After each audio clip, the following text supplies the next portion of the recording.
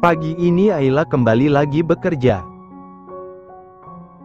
Meski kepala masih terasa sedikit pusing dan mual, La memaksakan dirinya untuk bekerja. Karena bekerja di sana diupah per hari, jadi sekali ia tidak bekerja maka gajinya akan berkurang. Ayla berdiri di depan pintu gerbang menunggu angkot lewat. Tidak lama kemudian yang ditunggu akhirnya datang. Tepat sekali angkot itu yang dikendarai oleh Saki. Entah kebetulan atau memang sudah takdir Tuhan. Hanya kursi di samping kemudilah yang kosong.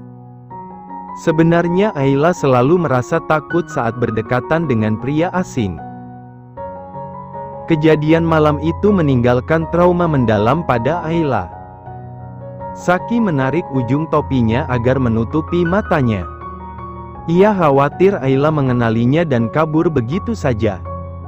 Saki melihat wajah Ayla yang masih pucat. "Kenapa cewek ini maksain kerja kalau masih sakit?" gumam Saki. "Bah, kemarin nggak kelihatan kemana?" tanya Saki pura-pura. "Oh, kemarin saya sakit, Bang." Ayla menoleh sekilas, dia berpikir apakah sopir angkot ini kenal padanya. Tapi ia tidak ambil pusing. Mungkin karena setiap hari ia naik angkot, jadi mereka kenal. Mungkin juga karena dia yang tidak pernah memperhatikan dengan jelas pengemudi angkotnya. Oh, pantesan. Tapi itu kok kayak masih pucat gitu. Kenapa kerja? Saki menoleh pada Ayla, namun gadis itu tidak bisa melihat mata Saki dengan jelas karena terhalang oleh topi. "Ya, kalau saya nggak kerja saya makan apa, Bang? Saya kan bukan pegawai pemerintah, yang kerja atau tidak tetap dapat gaji." Saki hanya mengangguk saja. Meskipun terlihat tenang, di dalam hatinya Saki merasakan kecemasan terhadap Ayla. Wajah gadis itu semakin pucat saja, dan sesekali terlihat mengurut pangkal hidungnya dan menahan perutnya seakan mau mengeluarkan sesuatu. "Dia kenapa, ya? Kok dari tadi kelihatan banget nggak nyaman? Sebenarnya dia sakit apa ya?" Ayla menutup mulutnya tiba-tiba. "Bah, kenapa?" tanya Saki dan Ayla hanya menggelengkan kepalanya. Beberapa penumpang sudah turun dan yang tersisa tinggal 4 orang berikut Ayla. Angkot berhenti di depan tempat Ayla bekerja. Setelah membayar ongkos, Ayla keluar dari angkot Saki. Meski khawatir tapi Saki tidak bisa berbuat apa-apa.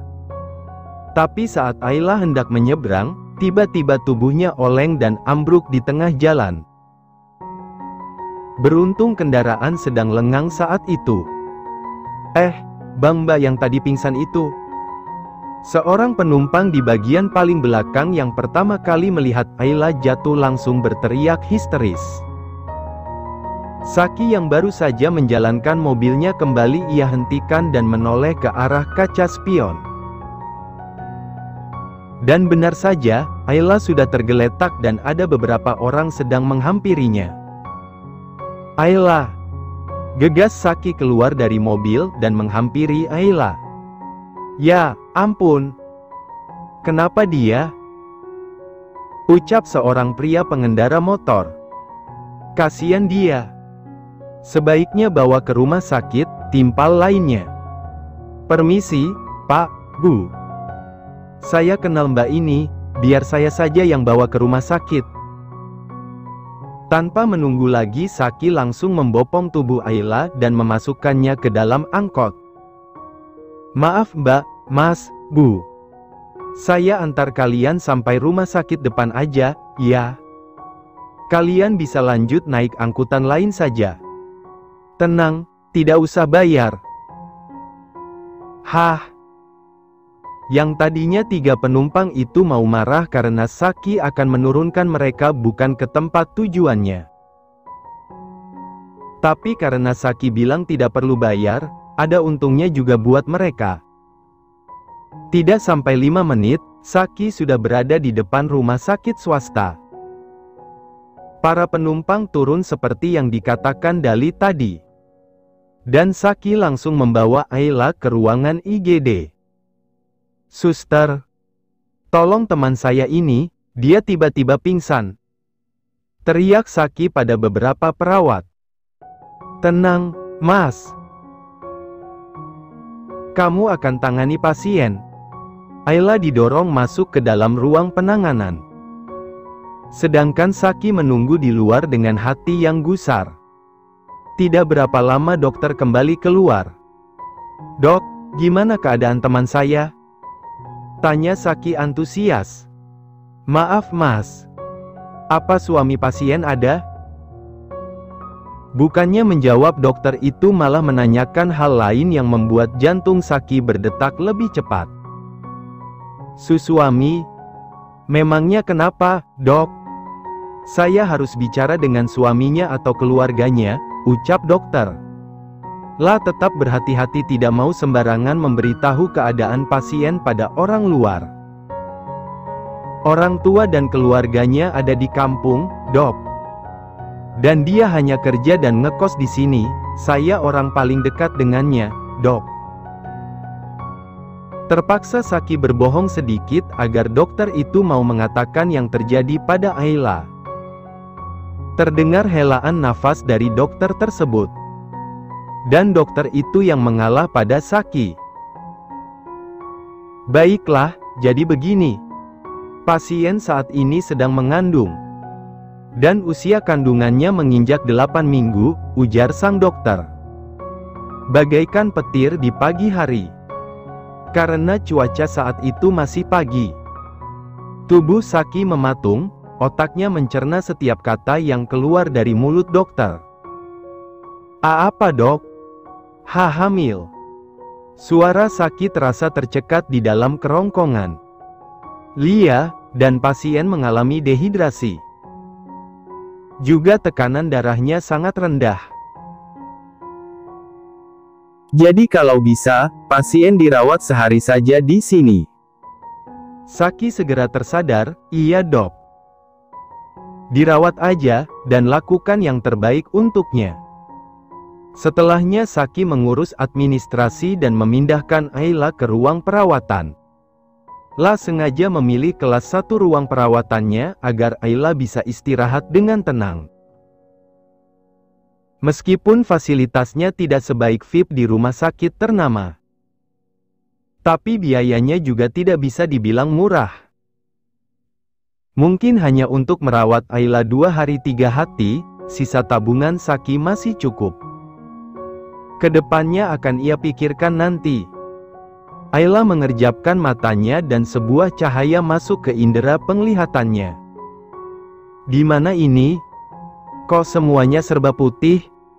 "Di rumah sakit. Tadi kamu pingsan di jalan." Mendengar suara bariton itu, Ayla menoleh. "Abang." "Ya, ini saya," jawab Saki. "Abang yang bawa saya ke sini?" "Makasih ya, Abang," ucap Ayla. Saki mengangguk, "Oh iya. Saya mau tanya, apa kamu udah nikah?" Bukan apa-apa Saki bertanya seperti itu. Tapi hanya sekedar memastikan saja, takutnya Ayla yang ia kejar sudah menikah. Dan bayi dalam kandungannya adalah anak dari suaminya. "Kenapa abang bertanya begitu?" Ayla menjawab dengan gugup. "Jawab aja jujur, nggak apa-apa." "Nggak usah takut," ucap Saki dengan lembut. Perasaan Ayla jadi tidak tenang. "Apakah abang sopir ini tahu kalau dia sedang berbadan 2? "Esa saya belum menikah bang," jawab Ayla, kedua tangannya saling meremat saking gugupnya. Mendengar jawaban jujur Ayla, Saku bisa bernafas lega. Itu artinya jika bayi dalam perut Ayla adalah anaknya. Karena jika dihitung dari kejadian malam itu, sudah ada 2 bulan sejak ia merenggut paksa mahkota Ayla. Kalau gitu, Katakan siapa kekasihmu dan di mana dia? Maksud abang apa bertanya begitu? Ayla semakin yakin jika Saki sudah tahu tentang kehamilannya. Ayla menggeleng, tidak ada. Saki menatap Ayla yang menunduk menatap perutnya yang masih rata. Saki mengikuti arah pandang Ayla. Entah dorongan dari mana, tangan Saki terulur dan mengelus perut Ayla. Ayla terkejut bukan main. Lepas bang. Ayla menepis tangan Saki. Wajah Saki berubah jadi berkaca-kaca, ia menatap lekat wajah Ayla. Ayla, maafkan saya. Saya tidak bermaksud berbuat jahat sama kamu. Maafkan saya karena telah membuatmu seperti ini. Abang ngomong apa sih? Aku nggak ngerti. Saki tidak menjawab, tapi ia perlahan melepas topi yang kenakan. Saat dibuka, rambut gondrong salin mengguar menutupi sebagian wajahnya. Kemudian ia menarik tali masker sebelah kiri dan terlihat rahang Saki yang dipenuhi bulu-bulu tipis. Awalnya Ayla tidak begitu mengenali Saki hanya dari sorot matanya. Namun saat masker itu perlahan dilepas dari wajah Saki, seketika tubuh Ayla mematung, jantungnya berdegup kencang, seluruh keringatnya bercucuran. Kilatan-kilatan kejadian malam lalu kini kembali memenuhi pikirannya. Dengan semangatnya pria di hadapannya ini, menggagahi dirinya. Tidak mendengarkan dan memperdulikan tangis menyayat dan jeritan Ayla malam itu. Agar dia menghentikan aksi bejatnya. Dan kini pria yang telah menghancurkannya ada di depan matanya. Kakakmu. Pergi kamu dari sini. Pergi. Teriak Ayla histeris. Tangan Saki terulur ingin menenangkan Ayla, tapi wanita itu malah semakin histeris. Dan hampir saja meloncat dari tempat tidur. Jika Saki tidak segera menahannya. Karena masih ada selang infus di punggung tangan kiri Ayla. Tenang, kamu tenang dulu. Saya tidak akan jahat sama kamu, tolong tenang. Ayla menggeleng, enggak. Kamu orang jahat, kamu jahat. Aku benci kamu. Ayla menepis kasar tangan Saki, ia juga mencabut jarum infus sampai tangannya berdarah. Kemudian langsung turun dari ranjang. Kamu mau kemana? Kamu harus dirawat di sini, kondisi kamu masih belum pulih. Lepas. Ayla berusaha melepaskan diri dari cekalan tangan Saki. Tapi Saki tidak akan membiarkannya begitu saja, dan membuat Ayla dalam bahaya. Enggak, kamu gak boleh pulang. Ini demi kesehatan kamu dan juga janin di perut kamu. Ayla terdiam kemudian menunduk. Benar, ada janin di rahimnya. Dan itu semua ulah pria ini, dia yang menyebabkan semua ini terjadi. Lantas Ayla menoleh pada Saki dan menatapnya penuh kebencian. Tatap lekat sakit dari wajah hingga ujung kaki. Cih, jadi kamu ini pria brengsek asteriska itu. Aku gak ngangka ternyata orang yang telah menyebabkan masalah dalam hidupku, selama ini berada di sekitarku. Maafkan saya Ayla. Saya malam itu, ucapan Saki sengaja Ayla potong dengan mengangkat telapak tangannya. Tidak mau mendengar penjelasan apapun dari Saki. Cukup. Lepaskan aku, jangan pernah memperlihatkan lagi wajahmu di hadapanku. Saki menggeleng, tidak Ayla. Aku tidak akan pergi. Sebelum kamu memaafkan saya dan membiarkan saya bertanggung jawab. Apa? Tanggung jawab? Cibir Ayla dan Saki mengangguk. Tanggung jawab apa yang mau kamu lakukan Tantang Ayla. Tapi tangannya tetap berusaha lepas dari Saki. Aku yang sudah merusakmu, dan aku juga yang telah menitipkan benih di rahimmu. Jadi biarkan aku bertanggung jawab atas apa yang telah kuperbuat. Biarkan aku menjadi ayah dari anak ini, karena aku memang ayah kandungnya. Saki berucap dengan sangat serius. Cih, ayah. Kamu pikir aku sudi anakku punya ayah bejat seperti kamu? Saki memejamkan mata dan menundukkan kepala. Sesaat kemudian ia mendongak menatap Ayla. Saya tahu, saya bukan pria yang baik.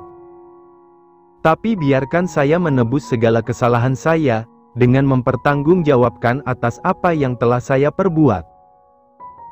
Izinkan saya menikahimu, saya tidak mau anak saya lahir tanpa seorang ayah. Peduli apa kamu? Apa kamu peduli saat aku menjerit, minta tolong, dan memintamu untuk berhenti? Apa kamu merasa iba saat aku terus menangis dan tidak berdaya karenamu? Tangis Ayla pecah, semua unek-unek dalam hatinya ia keluarkan. Tidak hanya mulut, namun tangan juga ia gunakan untuk memukul dada Saki. Tangan yang sejak tadi dicekal Saki kini terlepas, dan tidak ia sia-siakan. Dia gunakan untuk menamparkan wajah tampan Saki berkali-kali. Pukulan Ayla tidak begitu sakit, tapi tamparannya terasa panas di pipi Saki. Saki membiarkan Ayla melampiaskan kemarahannya padanya tanpa ada sedikit pun niat untuk mencegah dan menghalanginya. Sampai akhirnya tenaga Ayla terkuras habis akibat terus memukul dan menangis. Tubuhnya luruh ke lantai dan terus menangis.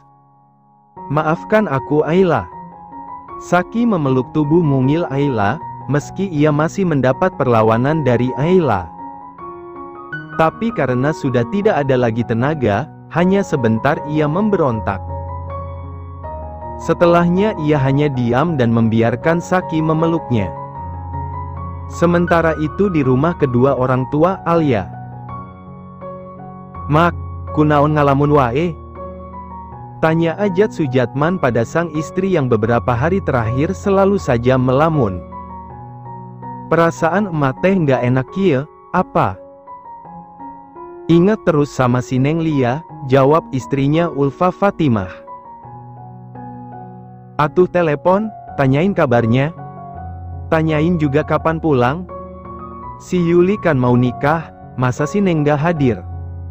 Malu atuh sama Kang Sapta, ucap Ajat. Kemarin mah udah nelpon. Tapi hari ini teh, kenapa emah rasa teh gak enak hati? Seperti akan ada masalah besar, ditambah kemarin malam mimpi buruk. Emang emah mimpi apa atuh? Tanya Ajat. Mimpi ayah Kaah Dengdeng, itu teh pertanda ada musibah besar menimpa keluarga kita. Emak jangan berpikiran begitu, kira berdoa aja. Semoga anak-anak kita teh selalu dalam lindungan Allah. Aja tidak mau sampai istrinya berpikiran buruk. Tapi belakangan teh, sering dengar suara buak dekat rumah kita. Aya naon ya, Pak? Bagi sebagian warga yang masih percaya dengan mitos leluhur, terdengar suara burung hantu di tengah malam, pertanda akan ada yang mengandung atau hamil. Tapi entahlah, itu hanya kepercayaan atau hanya mitos. Mungkin bagi yang mengerti percaya pada suara burung merupakan semacam musyrik. Tapi bagi sebagian orang yang masih percaya dengan adat leluhur, bisa dipercaya keasliannya. Perbincangan mereka terpotong saat anak bungsunya pulang dari sekolah. Arkan adik bungsu Ayla yang saat ini duduk di bangku kelas 11. Pa, emak mau ke warung dulu. Mau beli ikan asin buat makan nanti malam, ucap Ulfa kemudian beranjak ke dalam rumah untuk mengambil uang. Kemudian ia kembali lagi keluar dan langsung menuju warung. Sedangkan Ajat ia melanjutkan pekerjaannya membuat kerajinan perabotan dapur dari bambu. Tiba di warung, seperti biasa baik di kampung maupun di kota. Warung adalah tempat utama untuk para emak bergosip. Bukan hanya sekedar isu, tapi ini sudah menjadi tradisi. Di Mur, semalam teh ada suara ayam kongkorongok tengah malam. Si ibu dengan daster di bawah lutut tapi memakai kerudung instan memulai percakapan. "Lia, saya oge denger."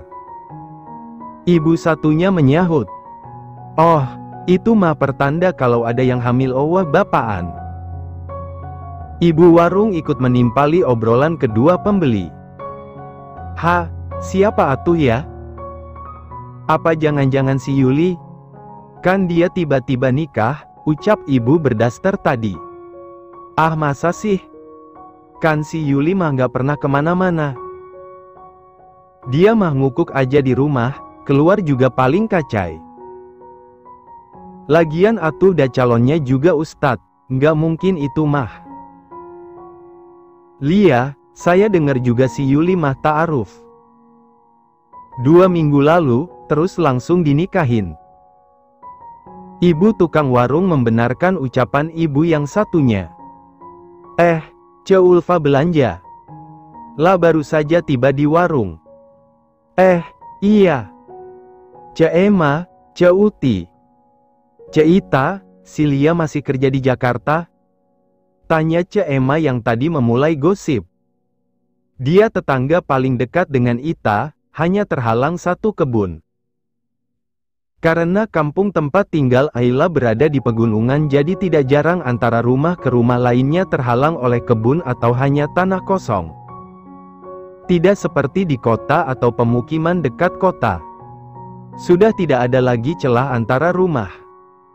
Bahkan untuk sekedar anak-anak bermain saja tidak ada.